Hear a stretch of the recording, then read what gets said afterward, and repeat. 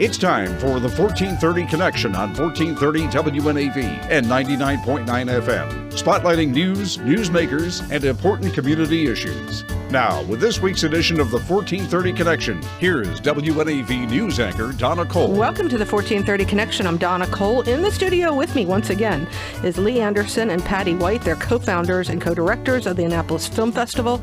We are in year 7, ladies. It's hard to believe. It is hard to believe. It's exciting, though. Very exciting. And full disclosure, here's where I do my little thing. I've been involved with the film festival from the beginning, but I have to tell you that I'm a photographer, yes. We wouldn't have it any other way than that. The festival wouldn't be the same without you, Donna. Photos okay, I'm are not just looking amazing. for compliments here. I'm No. looking for news on the film festival. Hey, we just tell the truth. Thank you.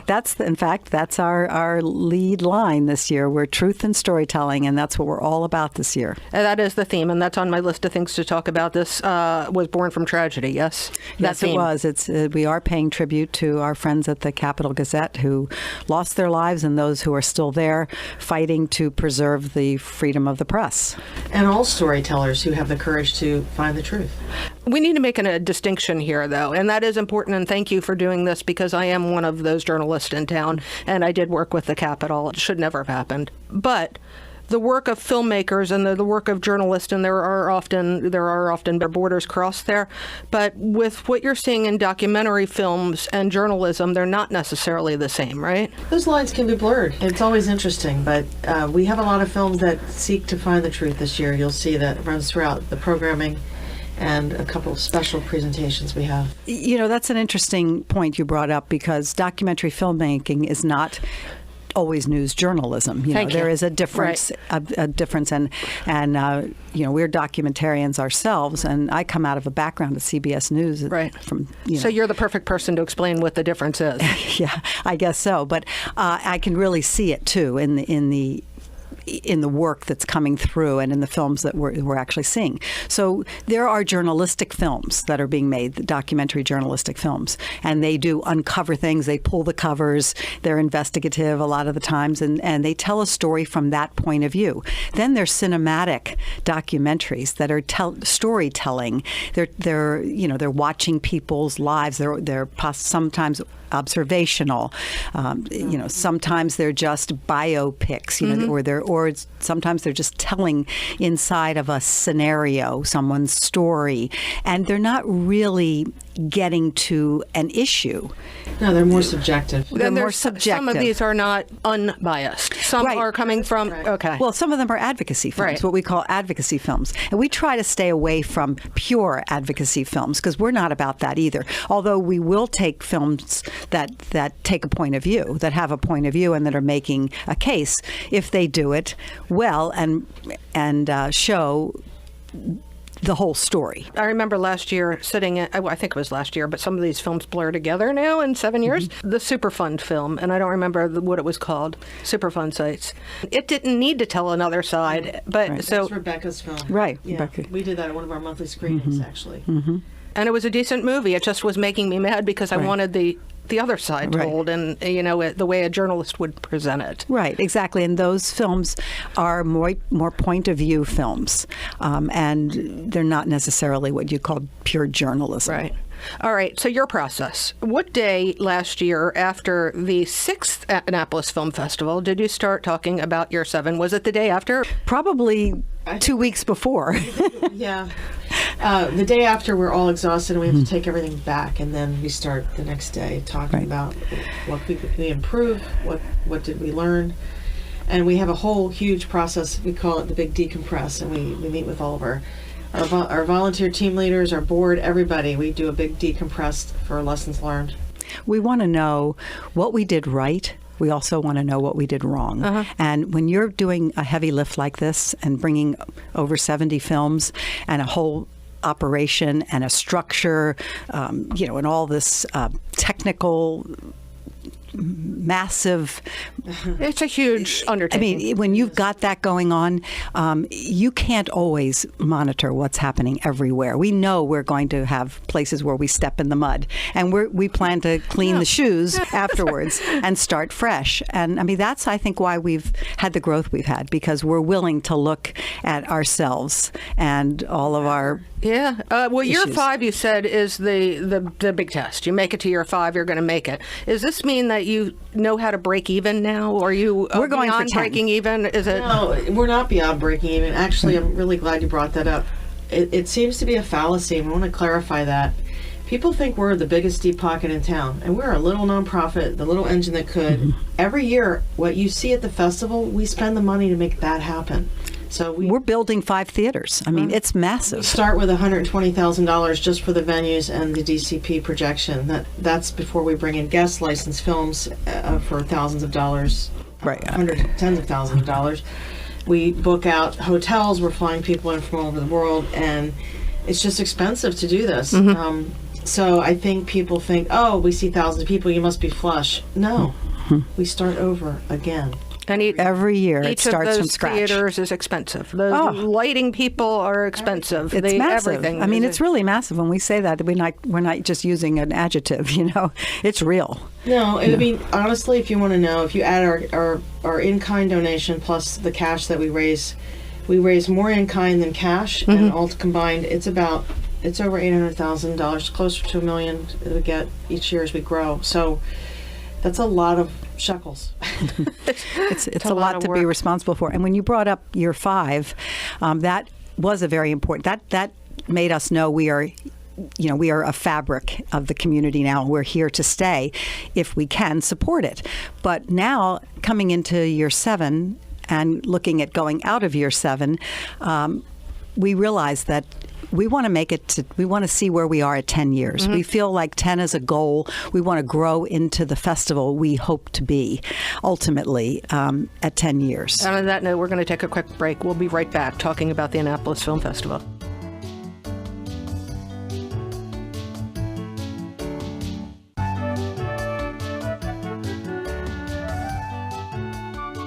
Welcome back to the 1430 Connection. I'm Donna Cole. In the studio with me are Lee Anderson and Patty White, co-founders, co-directors of the Annapolis Film Festival. It will be running Thursday, March 21st through Sunday, March 24th. They're in year 7. You too can buy tickets. Passes, are they still left? Yeah. And where do they buy these? AnnapolisFilmFestival.com. And here's something different this year. You actually have to say, I'm coming to opening night if you have a pass. This is one of those things you've learned. We'd like you to RSVP. You have an RSVP system in place, and it's very simple. You just go back into the ticket system and you just RSVP for opening night. We have to do that now because we really do want to sell as many tickets as possible, but we also want to know if you're planning to come so that we can manage that properly. We also have something else exciting this year. We have a silver individual pass for sale for $400, and it gets you into 3 parties, unlimited films. It gets you into another side of the festival beyond just the opening night after party. So those are if you don't want the sponsorship package. Right. You can just buy a purchase, but you're getting you can get into it's called the Premium Plus pass, and you can get into the free coffee talks, 3 parties, in addition to unlimited films and panels throughout opening night. There's an opening night reception before the festival they can go to. To get back into the process, how many film festivals did y'all go to in the past year? Oh, about 5. And how many films did you watch? I know you have a bunch of people out there watching films also. At other festivals, we probably watched 100 films. Easily. Easily. Easily. And people say, oh, it sounds like so much fun. You went to the Hamptons. That must be so much fun. I'm like, Patty, if I have to sit, my butt's asleep. We need to walk around. I'm tired of eating popcorn. We work the festival. We try to see as many films as we can see. I mean, we'll see 14 films in a couple days and then go to every single event, party, connected place for networking and that we can possibly do. So I'm trying to give our audience sort of an overview of some of the things you do. Now, more recently, and this might be a little touchy, but truth and storytelling here, I saw you all on the big screen, actually not big screen, little screen at the city council meeting. Oh, yes. And so getting into the weeds here, everything that you have to do includes going and begging the city council for Everything's what? a fight. Everything is a challenge. Actually, producing is the fine art of begging. Right. That's what producing is. Okay, so tell our audience what you were begging for.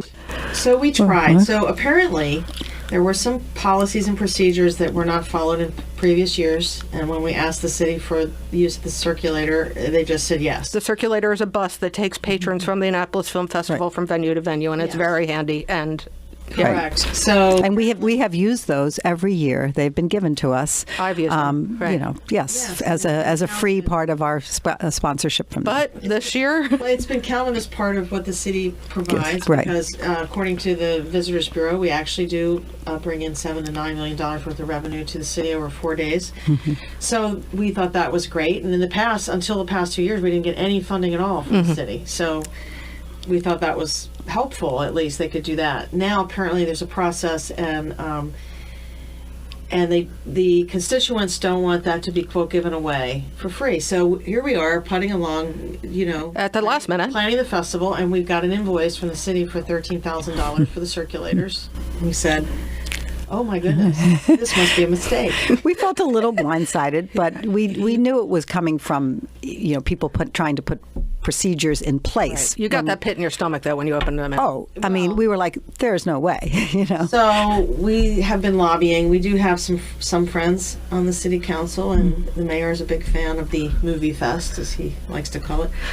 He understands what it does for the city, and but we had to go through the process. So we had to do some testimony in front of the city council, and they don't vote till tomorrow night. But our print program's already going to press, so it won't be in there. So well, we're still using circulators. I mean, in the sense that you can use a circulator but it doesn't go to our stop, so to speak. For those listening to this, you're going to hear this on Friday, the day after the vote is. So they don't know what's going to happen. So maybe yet. we will have the circulator. And maybe yeah. we have 5 friends in the city council. We will. Okay. All right. So we're going to talk about the films next, starting with opening night. But we need to take another quick break. We will be right back on the 1430 Connection.